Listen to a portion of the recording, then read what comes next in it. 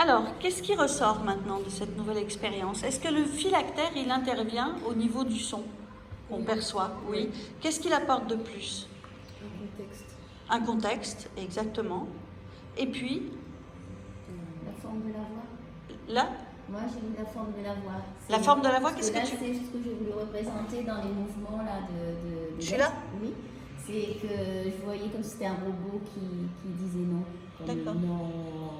Ah oui, d'accord. C'est un peu déformé la voix. D'accord. En déformant la voix, le phylactère, il amplifie ce que tu as fait par la lettre. Par exemple, vous voyez ici, le nom est en colère, mais le phylactère, qu'est-ce qu'il fait de plus? Il accentue cet effet de colère. Donc vous voyez que le phylactère, il peut amplifier ce qui est présent dans le texte avec la parole et il contextualise cette voix. Effectivement, il lui donne une forme.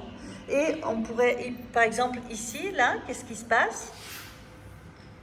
Une hésitation. Il y a une hésitation et Le phylactère. Et tremblant. tremblant. Donc, comment on interpréterait C'est la peur. C'est la peur. Et ça donnerait quoi au niveau du son, si vous deviez le dire? Non, voilà, quelque chose comme ça. Maintenant, la voix ici, elle est grave ou elle est aiguë? Elle est plutôt aiguë. Enfin, elle est aiguë. Elle est aiguë plutôt. Elle est plutôt aiguë. On avait dit tout à l'heure un trait fin. C'est une voix aiguë, un trait épais, c'est une convention qu'on prend. Maintenant, vous êtes d'accord que pour celui-ci, si on voulait faire une voix plus...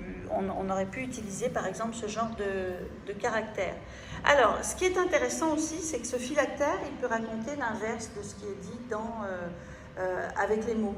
Par exemple, on pourrait très bien imaginer que là, il y ait ce phylactère qui explose et on ait ce petit « e » non à l'intérieur, auquel cas il y aurait une contradiction.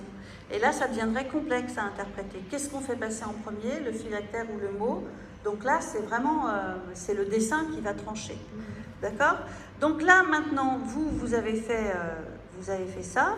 Je vais vous demander, vous allez interdiction de prendre les crayons que vous avez utilisés ou les fusains, mais avec le matériel à disposition qu'il y a dans la salle, les matériaux de récupération, la peinture, tout ce que les crayons de couleur ici, mais j'aimerais mieux que vous essayiez, le crayon de couleur c'est un peu bateau, donc prenez plutôt des techniques plus spectaculaires.